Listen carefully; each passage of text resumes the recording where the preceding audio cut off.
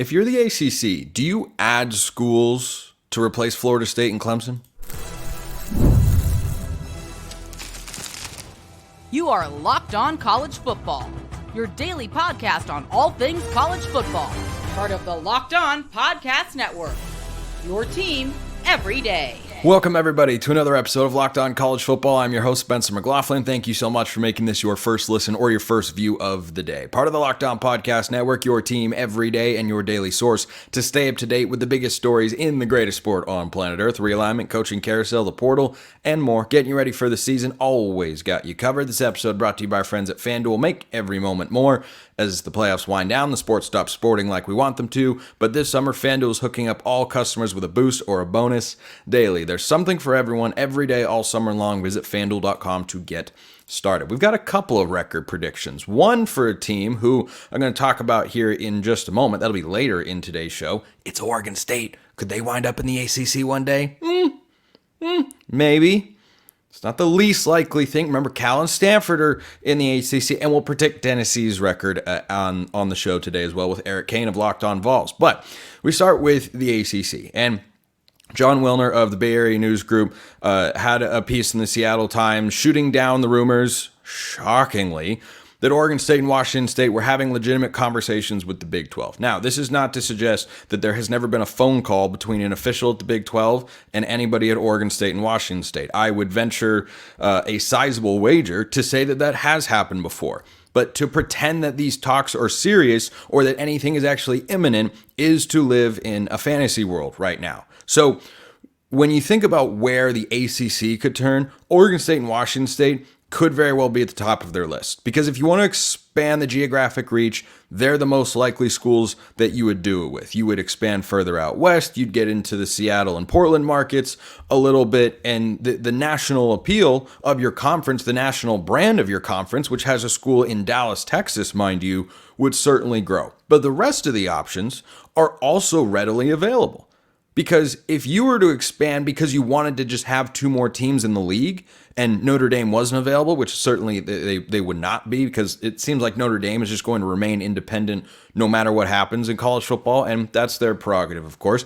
But if you're the ACC, Oregon State and Washington State can be an option. But is that the only option you could look to? No, it is not. Because there are other group of five schools, and that's unfortunately where the Beavs and Cougs are at right now, credibility and pedigree wise, but there are other schools that you could look at. I've talked in the past about the idea of adding South Florida. If you lose Florida State, you still have Miami, so you'd still have a presence down there in the state of Florida, which I think is a really important thing from a television and recruiting standpoint. Would you want to double up and add South Florida? That depends. It's not the least appealing option. They have some money over there. They're investing in new athletics facilities and a stadium renovation, and they're trying to get up to a higher level. I think they need to prove that they can win at a high level. Have it be like the 2007 season, once upon a time, when yes, they were indeed one of the top 10 teams in all of college football. There's a world where that happened. It was a crazy time. South Florida has not been there in a very long time. That could be an option. Memphis could be an option. Tulane could be an option. All of these kind of higher level G5 programs in the American, probably not the Mountain West. I think if you were going to go out west, there's no sense in adding Boise State if you're not getting Oregon State and Washington State, because those are programs that you have seen compete and play at a high level in a Power 4 conference. Whereas Boise State, sure, they'd be capable. I just don't think it would make a lot of sense to go and grab the Boise television market, even though their viewership numbers are usually pretty strong. They've got a big brand. They can put together a good schedule, and I think they'd have the resources and the commitment to be able to compete. Oregon State and Washington State would be higher on the priority list. But all of these options that you're looking at, if FSU and Clemson leave, but nobody else does, which is what I believe, it is my opinion that is the most likely outcome for the ACC, is they have to pay a couple $100 million, they get out, and then everybody else just kind of stays there. And your top brands in the conference football-wise are places like Miami and Virginia Tech and North Carolina maybe and NC State. And then you see where SMU kind of fits into that fold. And if they're full scale institutional investment in their football program results in them being a conference title contender. But if you're going to go add schools, I don't know that there's anyone you'd want to add who reduces your media rights payout that brings in a sufficient amount of value. Like, if FSU and Clemson are out of the ACC by the year 2026, which is the earliest they're going to get out, it will not be, barring a dramatic change between now and August 15th, which is when they'd have to give notice to the ACC that they will leave the league by the 2025 season, but they have stated publicly they don't intend to do that because the court situation isn't going to be worked out yet, and we don't know how much it'll cost to leave, if it'll cost anything to leave, and what that means for the league.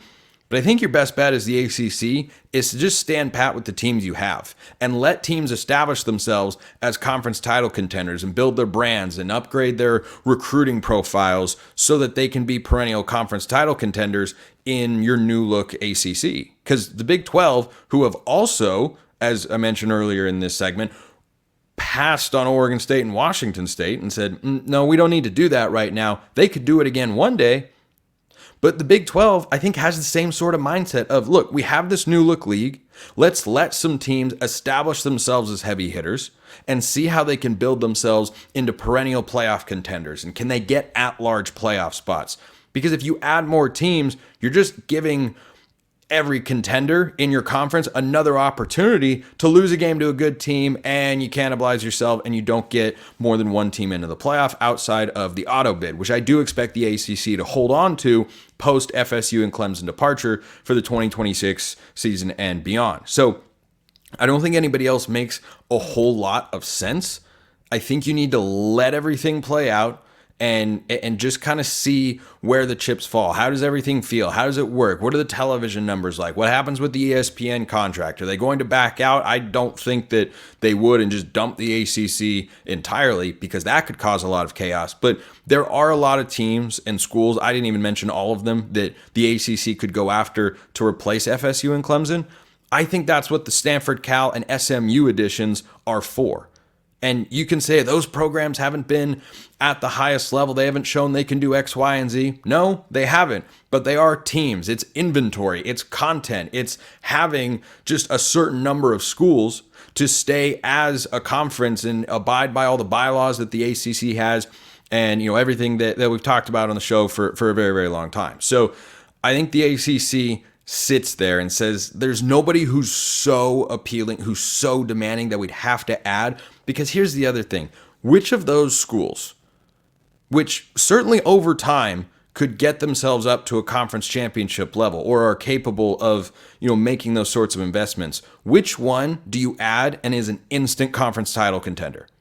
Because that's how you have to think about it too.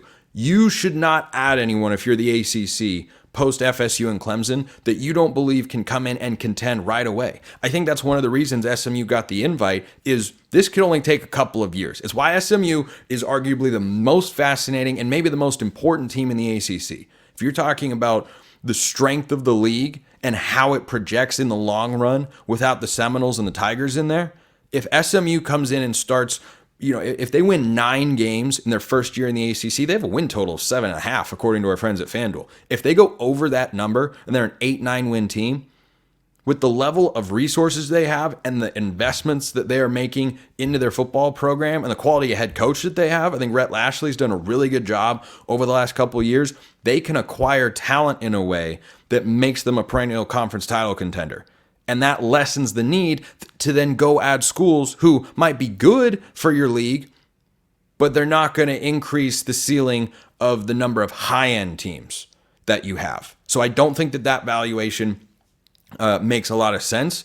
I think both the Big 12 and ACC are done. The Big 10 and the SEC, I don't think they are. Once FSU and Clemson figure out a way to get out, they're going to go to one of those conferences. It's just a matter of which one. Let me know your thoughts in the YouTube comments or hit me up on X, formerly known as Twitter, at @SMcLaughlinCFB is the handle. Tennessee is a team I like.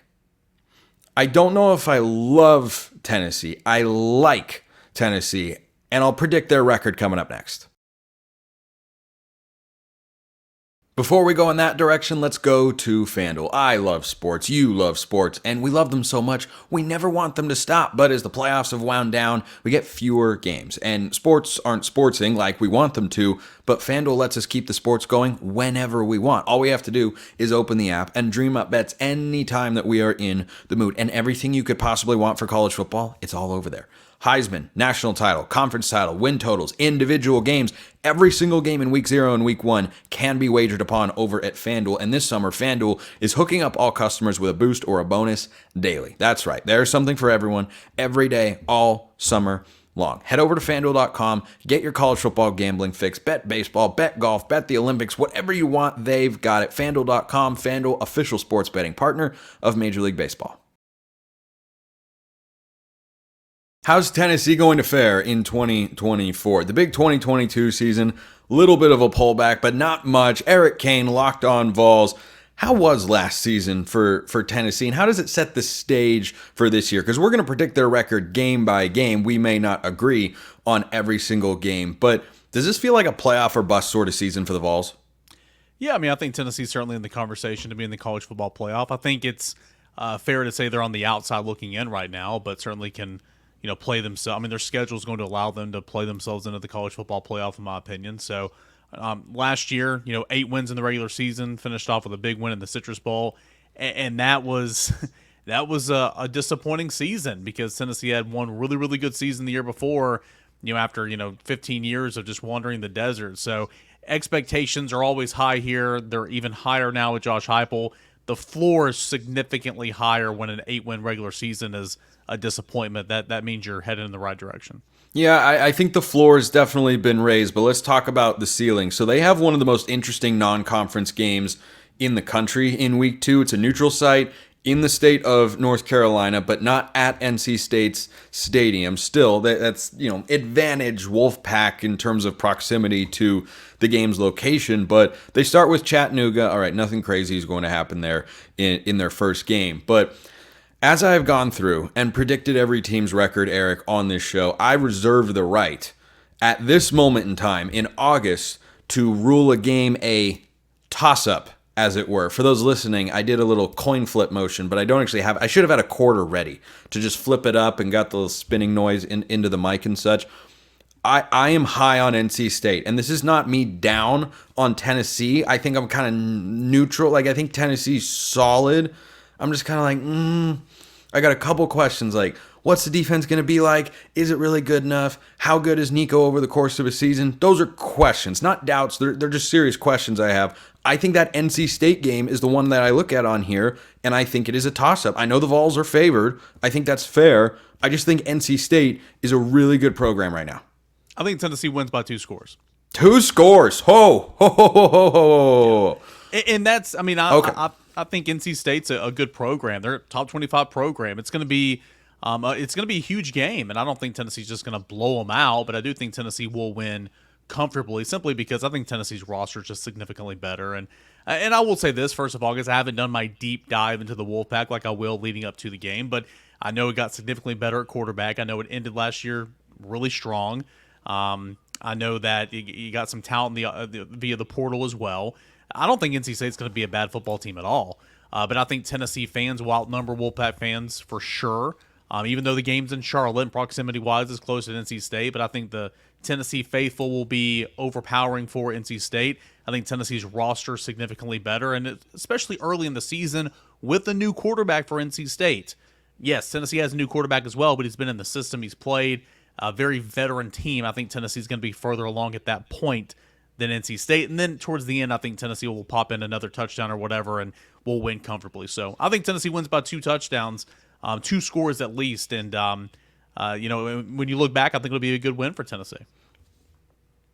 The quarterback system that Nico Iamaleava is playing in is a good one. There is a strong track record here. I think Josh Heupel is a good offensive mind. I think it's a little hard to play with in EA College Football 25. The wide splits take a little bit too long to develop in the game, but that's of course video game and not real life. Tennessee's still a good team over there. But I almost have fewer questions about Grayson McCall, who has not been playing at the Power 4 level, but has been an exceptional group of 5 quarterback over the last couple of seasons, and high 60s completion percentage guy. He's got a great array of weapons. I think Dave Dorn and company have done a really, really good job. I think right now I've got that game down as a toss-up. So then they come home and they play Kent State, and I think they win that one.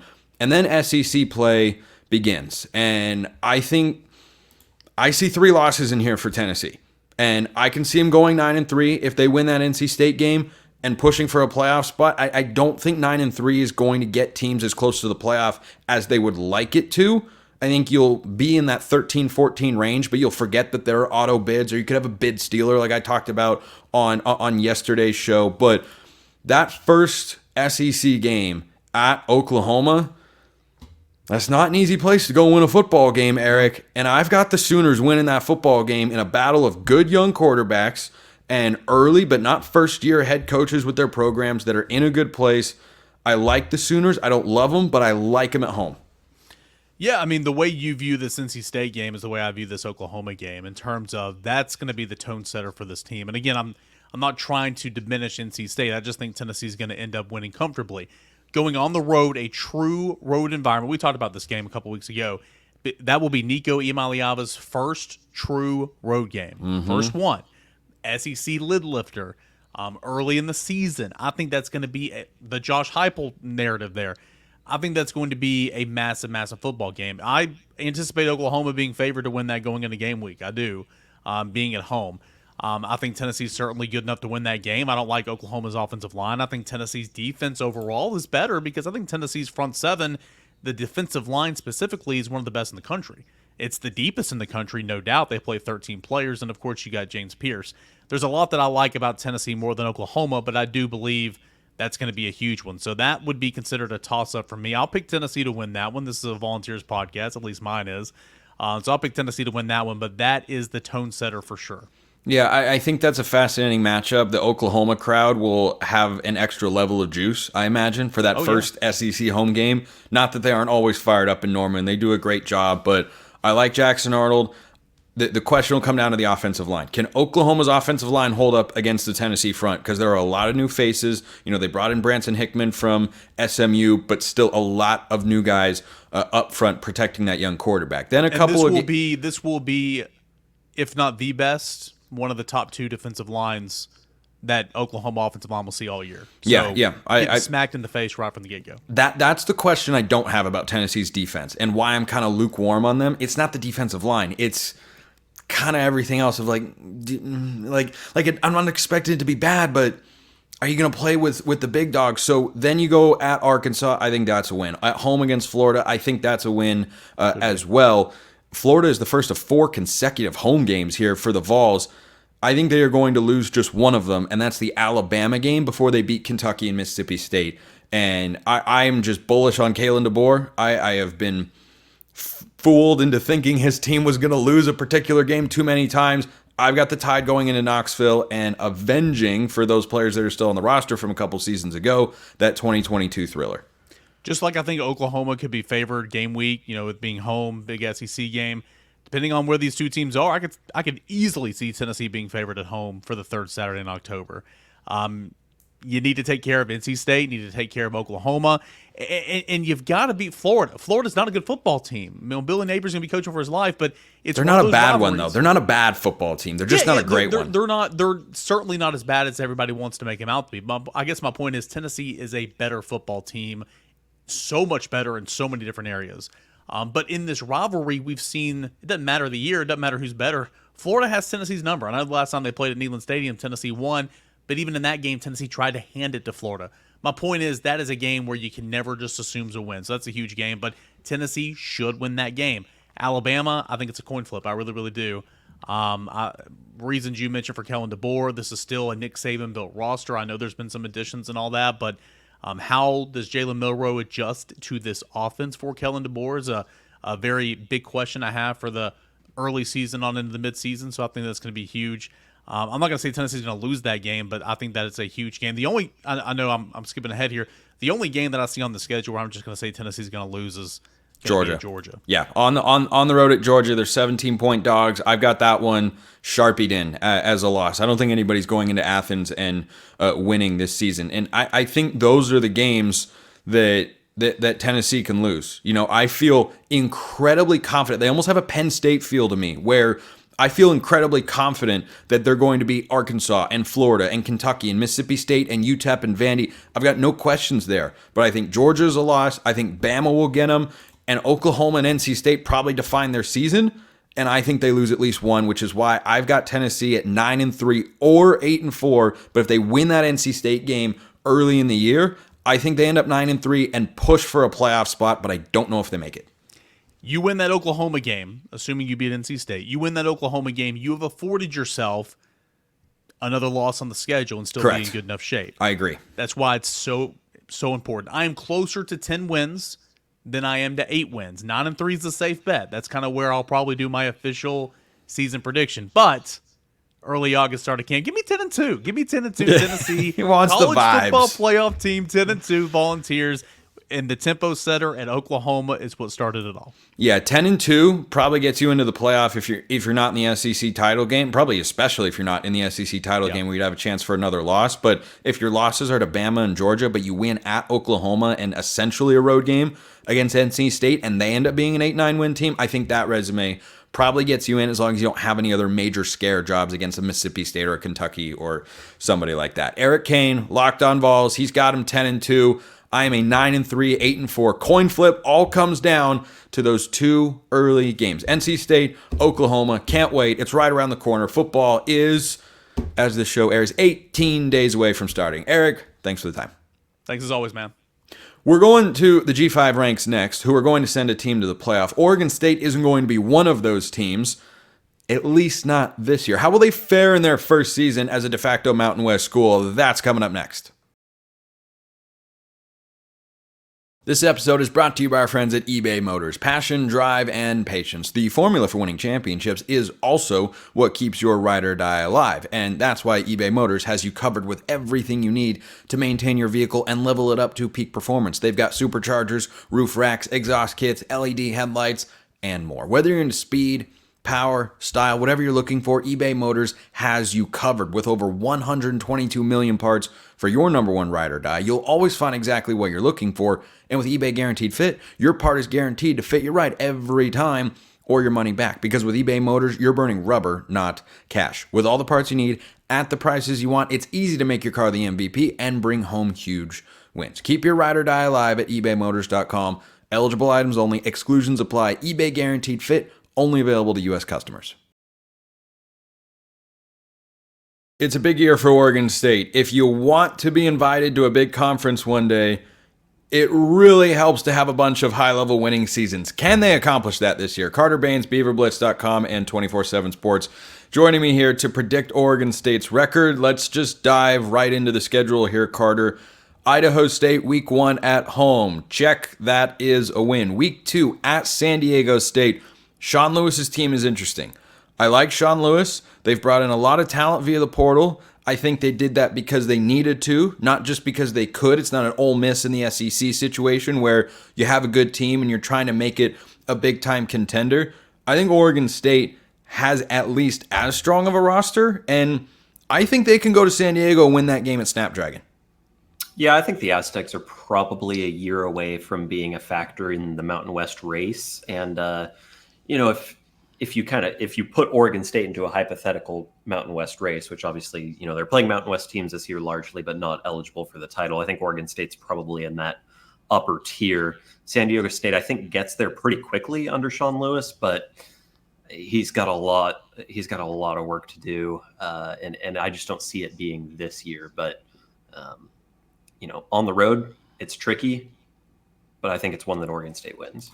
I think you can make the case it's the most important game of the season for Oregon State for two reasons. Number one, it's your first game against a non-FCS opponent, so you have that element of, hey, what are we? Let's prove it to ourselves and others. Number two, you're doing it on the road. It's early in the year. There isn't going to be the energy on the San Diego State sideline or amongst the crowd of, we're not that good this year. We're just kind of here going through the motions and whatnot and trying to get better. they're going to have that early season juice and that belief in the locker room. And the cherry on top is Oregon is the next week. Neither one of us expect the Beavs to be able to pull an upset in that game, even though it's played in Corvallis, where Oregon, fun fact, has not won a game since 2018. But that's why I think that San Diego State game is such a big one. But the Oregon game is next. I think Oregon is better top to bottom. Coach, for sure, more experience, more proven at this point, even though Lanning's still early in his career. Better quarterback, better... This is just top to bottom, not a year where I see Oregon State pulling an upset. Yeah, I think the San Diego State game will be a good barometer for how Oregon State can compete in this one. Because if the Beavers lose on the road at San Diego State, I think you could see the line for this game against Oregon getting a little out of control. And I think right now, preseason, it's about 3 touchdowns, right? Around 20 to 20 and a half is where I've seen it. Yeah, I think that's about right. The Reeser element certainly helps, but this is not the same Oregon State team that has dominated at Reeser the last couple of years. Reeser's worth a few points for sure, but Oregon's going to be the better team at just about every position, if not every position. It's a stacked roster. Lanning's got all the momentum in the world. I think you will see the gap between these two programs grow as long as Oregon State's not in the power conference. And unfortunately for the Beavers, that's going to start this year. I don't see them being particularly competitive in this game. I actually think on the long-term outlook of this matchup, the gap is as wide now as it will probably ever be if Oregon State racks up successful seasons. Because if you think about Oregon State as a Mountain West team, and that's essentially, though not entirely, what they are for the next 2 years, Boise State has beaten Oregon 3 straight times. And Boise State has been able to keep their talent acquisition and recruiting at a level that keeps them near the top of the conference. So I think this gap in the first year after the transfer portal exodus and the offseason that Oregon has had and the returners that Oregon has, I think this is a sizable roster gap.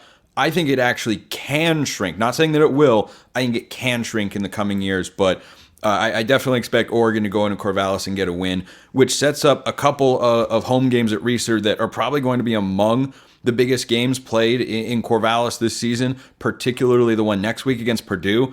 I have this as a win because it is at home. You're going to have the bounce back factor. Purdue is, I think, a decent team in the Big Ten. I don't think that they are great. And I think Trent Bray and the Beavs can do enough because they're at home. If this were on the road, I'd say no, not in West Lafayette. But at home, I think Oregon State has enough on its roster to win that game. I'm with you there. Purdue really only has a couple of pieces that I think should scare the Beavers. Defensively, there's a couple of guys there that are in the upper tier of the Big Ten as far as positional rankings go. And then Hudson Card's a pretty good quarterback who's proven solid. I just don't think that there's enough on the Purdue roster to cause Oregon State problems across the board in Reeser Stadium. I mean, Oregon State's, it's not like the Beavers are falling off a cliff. We're expecting this team to be competitive enough against like lower tier power conference competition, upper tier group of 5 that, this is probably a coin toss winnable game for the Beavers. And I give them the edge here just because it's, like you said, at home. And they've got some sort of familiarity with this Purdue program. Both teams are vastly different than they were a couple of years ago, but it's not unfamiliar territory for the Beavers, and it's I think one that the program should expect to win and probably needs to win, frankly, if it wants to remain relevant in a power conference world. Like if you can't beat the basement teams in this echelon that you're trying to get to, this group of FBS that you want to be in, like your argument isn't as strong, obviously. So I think the urgency should really be there for a game like this one. Yeah, I agree. It's one of the marquee matchups on Oregon State's schedule this year. It's, I think, the only Power 4 game that they win because they've got Oregon, they've got Purdue, and then they go at Cal. I think they're going to lose. But going into that Cal game, I think they will have won 4 straight. Purdue, Colorado State at home, at Nevada, who I don't expect to be good, at home against UNLV. I think that UNLV game is huge because the Rebels are a good roster, they were a good team, and they've kept their staff mostly together. Yeah, UNLV scares me from an offensive perspective in particular. Yes. They lost obviously their quarterback who's at USC, will be a backup there, but man, they've got pieces on offense, on special teams that they can score in a variety of ways. I think Brennan Marion is one of the best play callers in college football. He is going to rise through the ranks very quickly. A program with a ton of momentum, a lot of experience coming back on the offensive side. This is one that I picked as a loss for Oregon State. I think there's going to be a game in there against a Mountain West team that you look back at the end of the season and you say, we were probably the better team in that matchup, but it just didn't go our way that day. And I think this is one of those games where UNLV can frankly just score enough points to put it out of reach, or in a close game, score that late touchdown to go ahead. I think the Beavers should be able to score on the Rebels, but it's a team that I don't necessarily know gets a lot of hype and that teams, outside of the group of five take very seriously, but it's a team that could beat a lot of power conference squads. Oh, in their non-conference slate, the Rebels there. In UNLV's non-conference slate, they go to Houston, and I think Houston's the last place team in the Big 12 this season. Yep. I am this close to picking UNLV to win that non-conference matchup with the Cougars. I think it's entirely feasible. Houston's roster has been gutted by the portal this offseason, but after UNLV, and this is where my thinking kind of came down, between UNLV, at Cal, and hosting Washington State, those are the biggest three games on the second half of Oregon State's schedule. I think they will beat San Jose State. I think they will win at Air Force as well. I think they will lose at Boise the last week of the regular season. I think how many wins they end up with is largely going to be defined by about 3 games in the second half. I think at Cal is a loss. I think UNLV at home is a win. I think Washington State at home is a loss. I like Wazoo's offseason more than Oregon State's. I think they've kept a lot more of their team from a season ago. So that's why I went in that direction. I have a hard time seeing Oregon State going 0-3 in those matchups, and that's why I picked the UNLV win. Yeah, I like that. I went loss at Air Force, and I could really easily be talked out of that one because Air Force lost so much from the last team, and they look can't at what add. Calhoun has done there. Yeah, they're very high floor. Perspective. They're very high floor. They have had a tendency, though, to start hot and not end quite as strongly. If that game were early in the year, I might be more worried, but I think Oregon State can get that done. Because you talk about the ground game that Air Force is going to have, Oregon State's going to run the football. I think they can match the ground game and play a little bit of ball control, but I also think that Air Force defense, while it has been potent over the years, I think Oregon State's offense will give them enough trouble. Yeah, this is the spot that, I think this is the difference in our win projections, because we're 1 win away from being identical here, and this is the game that obviously it's one that we disagree on. And like I said, I could really go either way, just because, Air Force, like I said, lost just about all of its production from last year, but it's a school that's so unique in that, recruiting basically isn't a thing for service academies. You kind of just make the best with what you have. And that's something that program has done a really, really nice job of for a very long time. And obviously we've seen that in the last couple of years lead to top 25 appearances, to really nice bowl games, to Mountain West competition there at the top, being in the title race. Like, I think this is a program that, just because they lose a quarterback and 17 running backs and a Joe Moore Award contending offensive line, like, it's a program that, even though recruiting isn't really a thing, they can just reload and do the same thing the next year, because that scheme is so transferable from one roster to the next. And it's one that obviously Oregon State won't have seen all season. And you go up to Colorado Springs, and that's a tough environment to play. You're at altitude. Crazy things happen there in that environment. Like, I could just see that one getting away from the Beavers. And again, being one where at the end of the year you say Oregon State was a better team, but there were just a few factors there that didn't go the Beavers' way, and it was a tough one, and Air Force snuck it out. I've got Oregon State starting hot, 6-1. I think they go 2-3 down the stretch with losses at Cal, hosting Washington State, and going at Boise State. I've got them 8-4, and you've got them 7-5. Any final thought on that record prediction? No, I think, like you said, it comes down to just a couple of games, whether Oregon State's pushing for an 8-9 win season, or disappointing with 5-6, battling to beat bowl eligible. Vegas sets a win total. I believe at last check it was still at 7.5. Yep, 7.5. And I think that's reflected pretty accurately in what we just did game by game. One of us is at 8, the other's at 7. I could be very easily convinced to go to 8, but would I be shocked if Oregon State won 6 games and just squeaked into bowl eligibility? Like, absolutely not. I think there are so many uncertainties with this team, especially offensively, that it is so hard to pick a lot of these coin flip games with much certainty because, there's a 3-man quarterback battle and the season starts in less than a month. Like, it is really hard to pick coin flip games when you have that many questions at key positions. And I think that's why you could see the season go in a number of directions. But I do like the 7-8 range as kind of being okay, I feel comfortable with this. Carter Bahns, Beaver Blitz 24/7 Sports. Carter, appreciate the time. Thanks as always. Appreciate everyone listening. I will see you next time. And until then, hope you have a wonderful rest of your day.